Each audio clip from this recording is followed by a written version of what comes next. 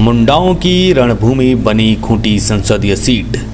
बिरसा की जन्मस्थली पर फिर होगा अर्जुन और काली का मुकाबला। दोनों उम्मीदवार खूब बहा रहे हैं पसीना, पर सामने है बड़ी चुनौतियां। नमस्कार, आजाद सिपाही विशेष में आपका स्वागत है। मैं हूं सूरज कुमार। झारखंड की राजधानी रांची से सटे खूंटी संसदीय क्षेत्र की पहचान अमर स्वतंत्रता सेनानी भगवान बिरसा मुंडा की वजह से है। इलाके के सघन वन क्षेत्र और ऊंची पहाड़ियों में उनके गोरों से संघर्ष के निशान आज भी मौजूद हैं। सियासी मोर्चे पर कड़िया मुंडा ने खूंटी की पहचान कायम की। इस बार भी चुनाव मैदान में कड़िया मुंडा की जगह पर अर्जुन मुंडा हैं, जो पिछली बार बेहद रोमांचक मुकाबले में जीते थे। उनका मुकाबला इस बार भी कांग्रेस के कालीचरण मुंडा से है। अर्जुन मुंडा केंद्र में मंत्री हैं, वह इस क्षेत्र की जटिलताओं से वाकिफ हैं, लिहाजा वह रणनीतिक मोर्चे पर सतर्क और सजग भी हैं। लेकिन उनके प्रतिद्वंदी कालीचरण मुंडा भी उनसे बहुत पीछे नहीं है। वह इलाके के प्रतिष्ठित राजनीतिक परिवार से ताल्लुक रखते हैं।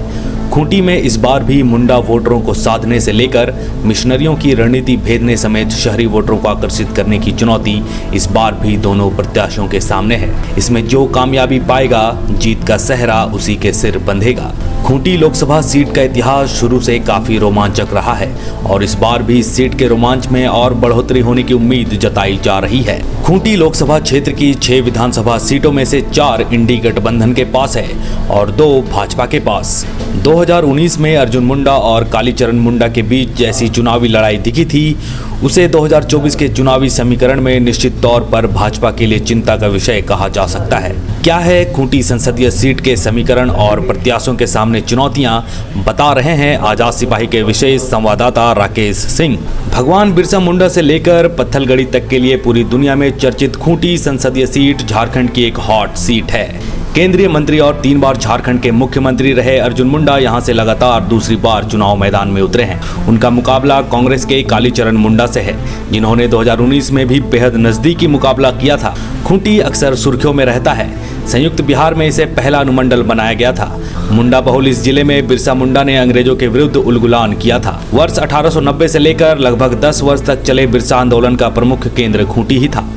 कोयल कारो बांध का विरोध भी इसी इलाके में हुआ था। झारखंड गठन के बाद भी इलाके में जन आंदोलन होते रहे।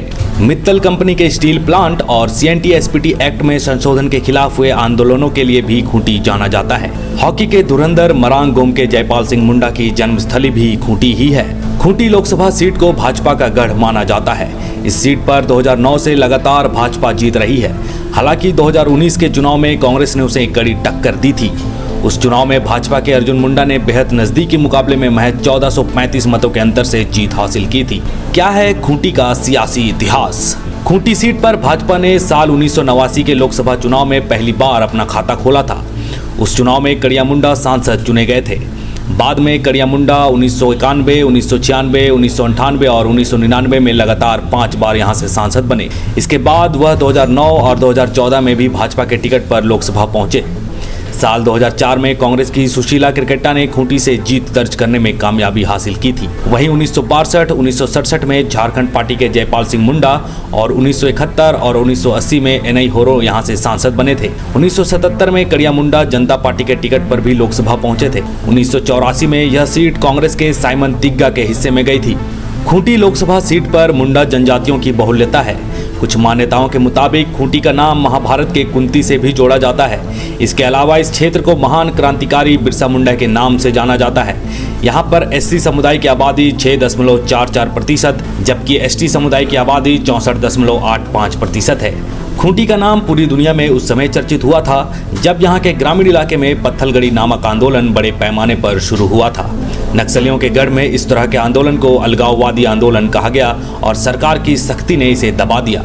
अर्जुन मुंडा के सामने हैं कई चुनौतियां। भाजपा प्रत्याशी अर्जुन मुंडा को अपने संसदीय क्षेत्र में कई तरह की चुनौतियों का सामना करना पड़ सकता है। एक और जहां कुर्मी, महतो, रौतिया, तेली आदि जातियों को अनुसूचित जनजाति का दर्जा नहीं दिए जाने से इन समुदायों से विरोध के स्वर निकलने लगे हैं, वहीं कुछ अन्य जातियों को आदिवासी का दर्जा दिए जाने से आदिवासी समुदाय में भी नाराजगी है। भाजपा विरोधी सोशल मीडिया में अर्जुन मुंडा को पातर समुदाय का बताकर उनकी उम्मीदवारी के विरोध को हवा देने में लगे हैं। भाजपा की प्रचंड लहर के बाद भी अर्जुन मुंडा 2019 के चुनाव में हारते हारते 1435 मतों से जीत गए। उस समय भी भाजपा की गुटबाजी खुलकर सामने आ गई थी। नरेंद्र मोदी की प्रचंड लहर के बावजूद अर्जुन मुंडा बहुत कम अंतर से जीत हासिल कर पाए थे। खरसावां और तमाड़ विधानसभा क्षेत्र में कांग्रेस प्रत्याशी की तुलना में अर्जुन मुंडा को अच्छी खासी बढ़त मिल गई थी और वे किसी प्रकार चुनाव जीत गए। अन्यथा 6 में से 4 विधानसभा क्षेत्रों सिमडेगा, कोलेबिरा, तोरपा और खूंटी में तो कांग्रेस प्रत्याशी भाजपा प्रत्याशी से अच्छी खासी बढ़त हासिल कर जीत की दहलीज पर पहुंच गए थे। इस बार भी चुनाव के पहले भाजपा की गुटबाजी की चर्चा राजनीतिक गलियारों में होने लगी है।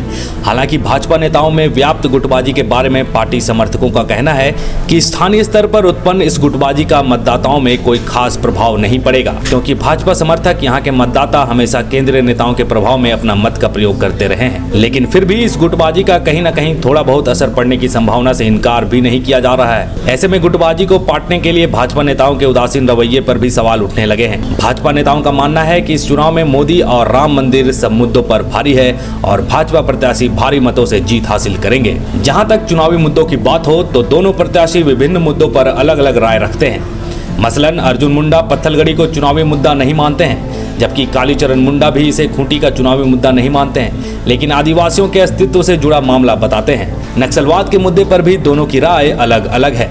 आज के खबर विशेष में बस इतना ही। और भी खबरों के लिए जुड़े रहिए आजाद सिपाही के साथ और पढ़ते रहिए अपना लोकप्रिय दैनिक अखबार आजाद सिपाही। धन्यवाद।